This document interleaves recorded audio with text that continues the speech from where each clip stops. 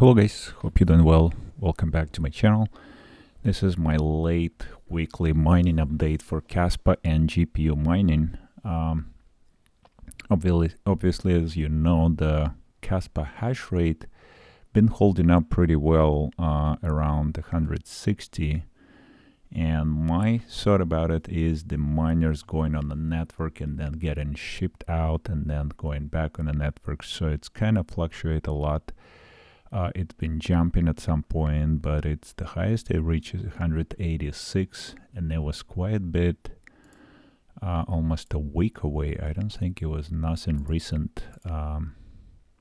Yeah, it was like last week. No, it was just this week. Looks like the highest hash rate in this week. Wait, let's look at the months. Yeah, it was actually about a week ago where it kind of jumped over. Doesn't show completely here on Kaspa hash rate on two miners, but if we look at the average hash rate, looks like the highest it was 174 in average on February 18th, and yeah, that's, I think it's the highest average, so about a week ago. And then it was pretty stable at around 168, 164, 167. It dropped almost 163.8. So the lowest is it was on Sunday, but probably majority of the new miners that was shipped out from Ice River, I have a feeling that they've been tested out or mined on pre-mined prior shipping. So they're disconnecting from network and then shipping out, and whoever received them, like I did today, my KS3, right, and it's gonna go back on the network. A lot of people gonna be receiving, miners gonna be receiving the new hardware here.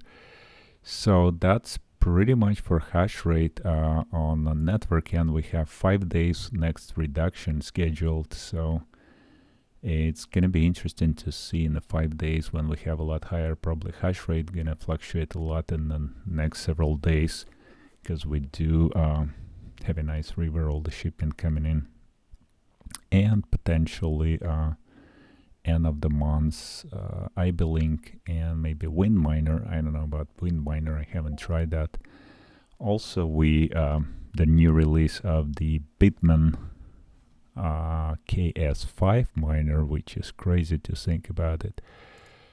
It's most profitable miner if with the power, highest power rate you're gonna put. So if, let's say, my summer rate 18 cents, here it's gonna be most profitable, because the even KS3 is 73. It's gonna be 3 times more profitable with the hash rate at 21 or 20. So with the 2.5 time hash rate, it's most profitable because of the power consumption is really low. So it's very efficient miner. However, it's going to be only released in March.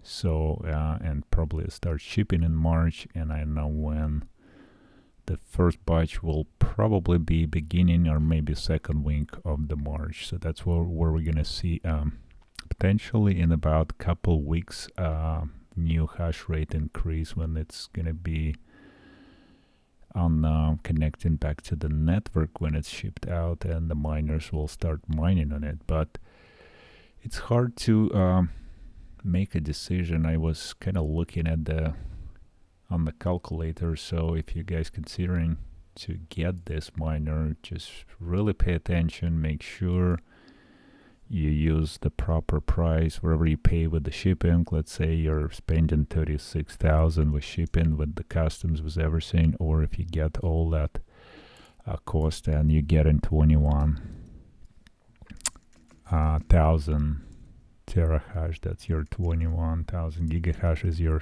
21 terahash. Let's round it up to 3200 watts, and let's say 12 cents as right now.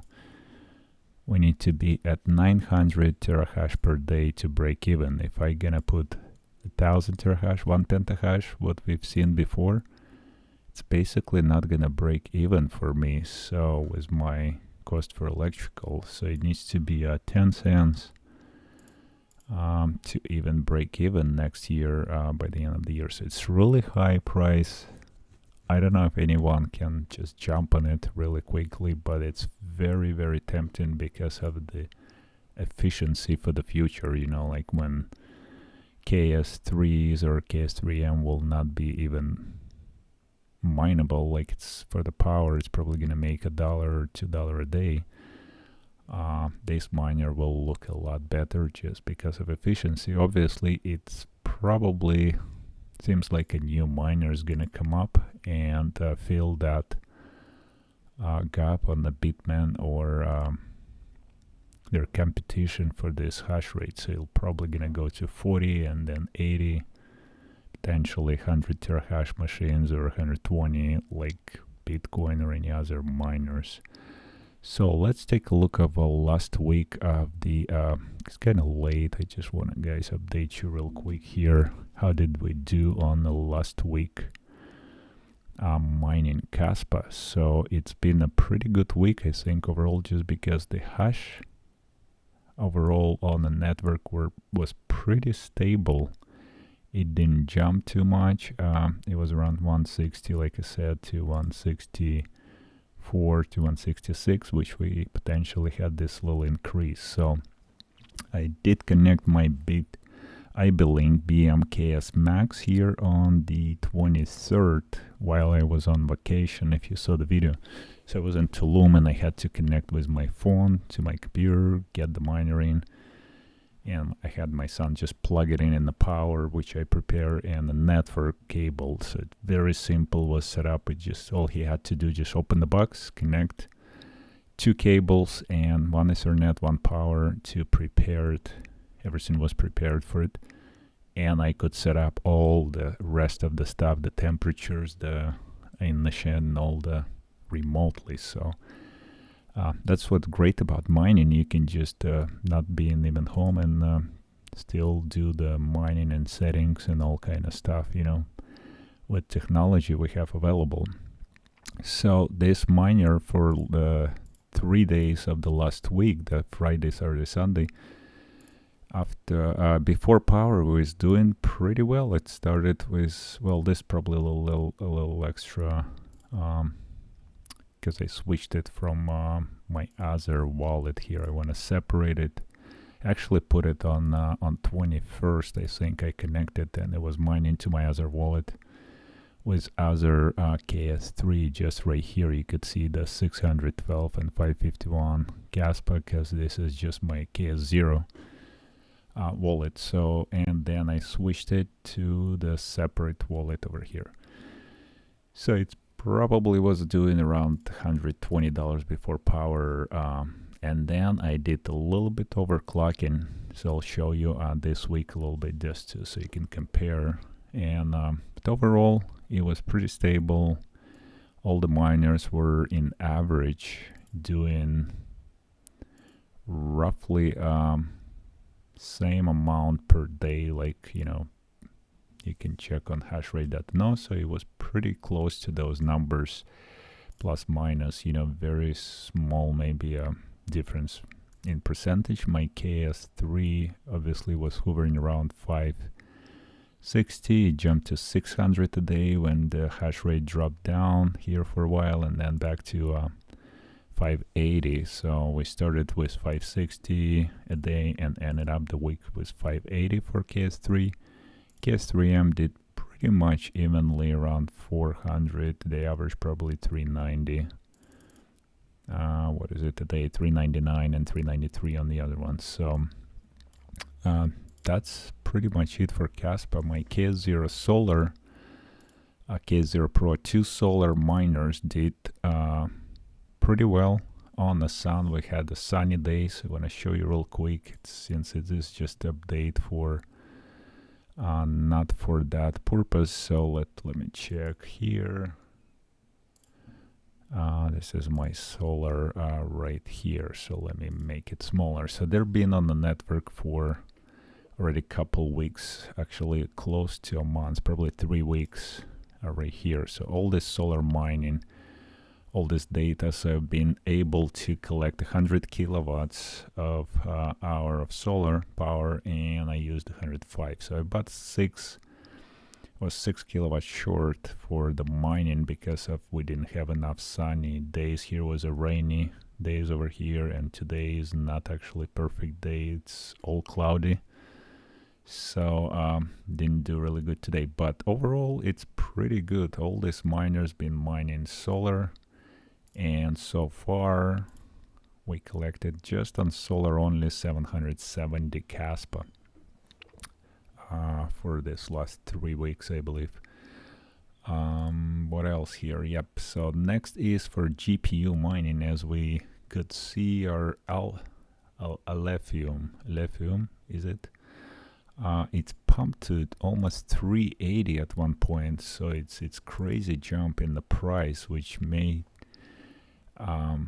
lithium mining so attractive. And obviously hash rate went probably so high that from $20 a day I went down to 10, I mean lithium a day. So basically the difficulty doubled within the week. That's what it's telling me here, based on the rewards, right? And a little bit down to for Pyrene, but the Pyrene actually I had to switch one rig off for so I have enough power to connect my IBLink BMKS Max. But overall is we started with Kaspa at 1600 a day Kaspa, and ended up with 2300 a day because of my BMKS Max. Helped a lot here with extra 720 Kaspa a day, and similar for the in dollar value from 230 to 356, so almost 120 $7 extra a day after power. This is all after power.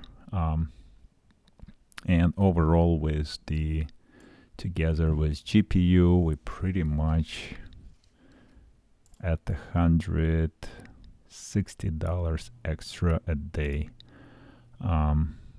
So that's pretty much it for this week, and then the following, and then the next week. Alright, so jumping for this week, for the last 4 days in this week, right?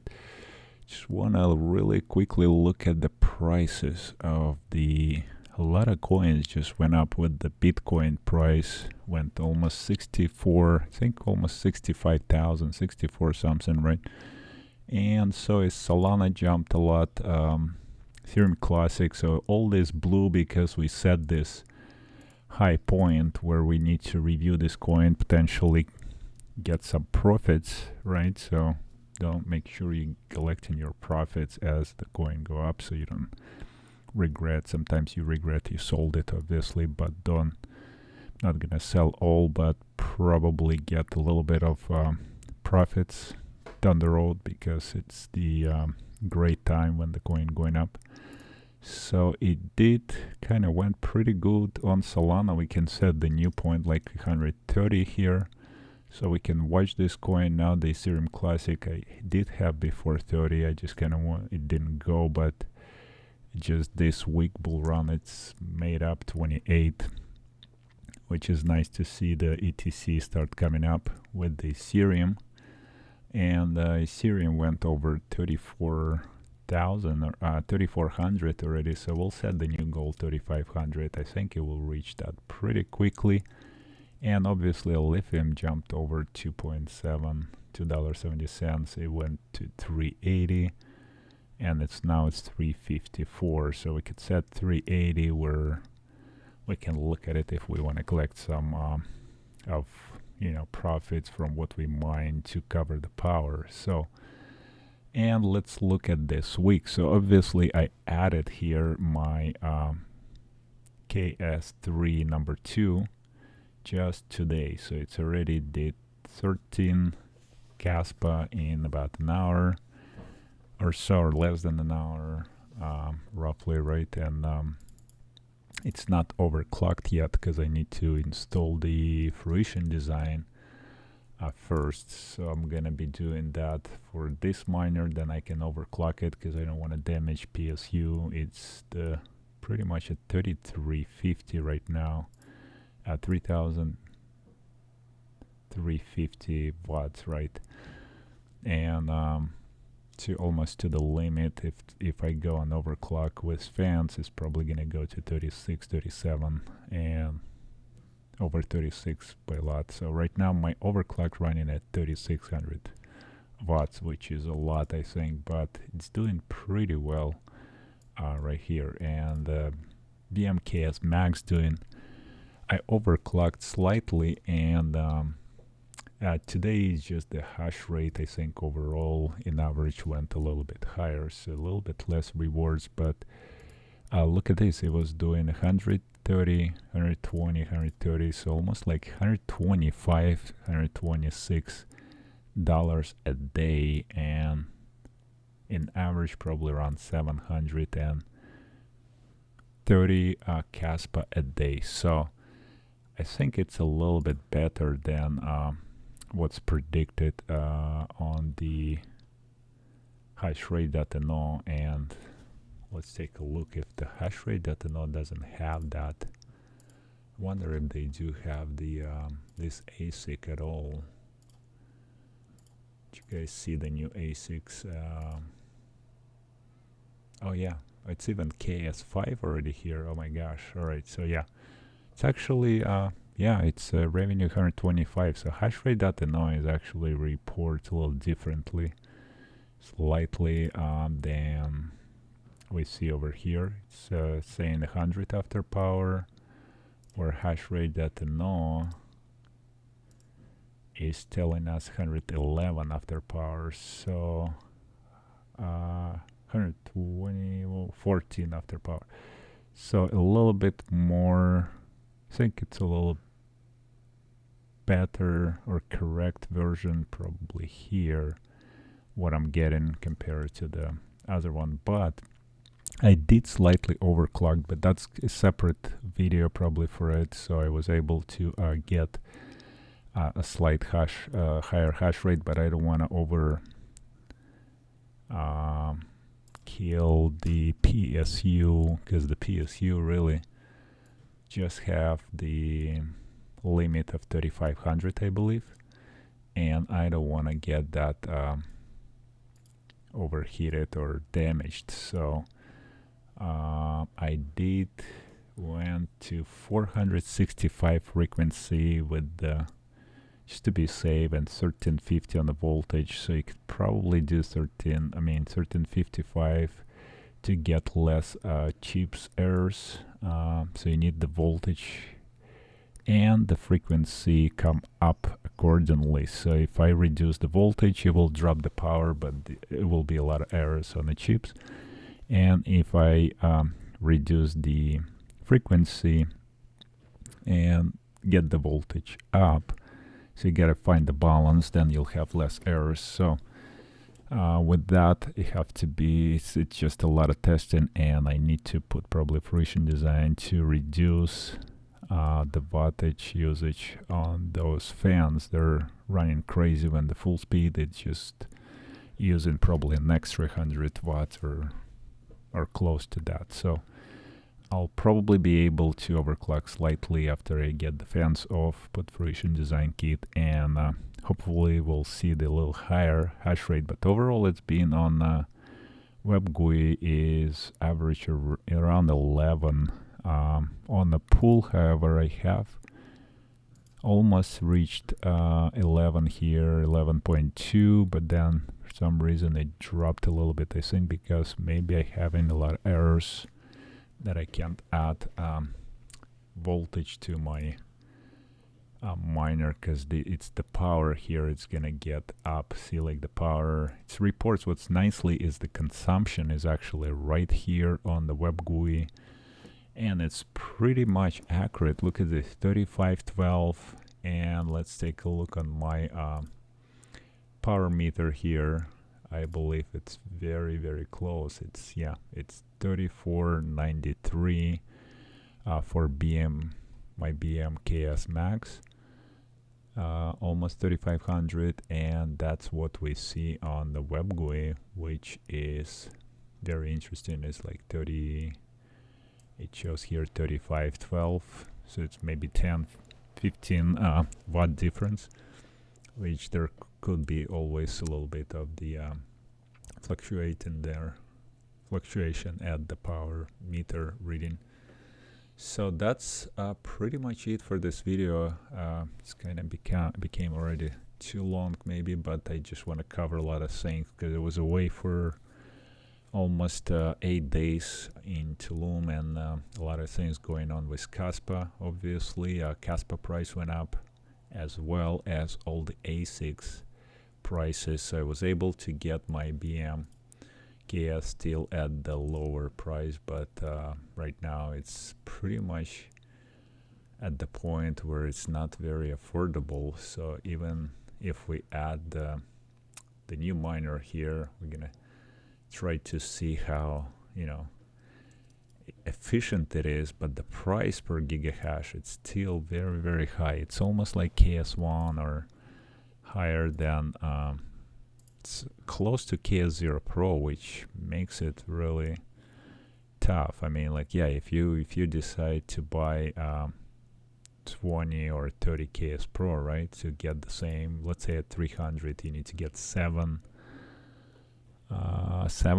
KS0 Pro, right? Then if you're buying 70 of these miners, definitely makes sense to get Bitmain, because you'll be 3 times more efficient and for the future mining. But other than that, I wouldn't probably jump on it. I would rather get, if possible, these miners, but obviously the prices went up to 16,000 on WindMiner, and the MKS Max is sold out, or it's not available for order at this point, I believe. So anyways, that's pretty much it for this video. I'll update after end of the week, so we could see where we at with this. With the mining venue, I'm gonna put this actually KS3 and KS3, my first one and second. It's gonna be on K1 pool, and I'm gonna do, once I overclock, then we'll see how close they get in together on the Kaspa reward. And one is my paid overclocked, and the other I'm gonna use free with the dev fee. And my fill-in, we're gonna be very, very close on the Kaspa reward, because the it's so little fee of the 0.5% that makes total sense to use those Tswift overclocks.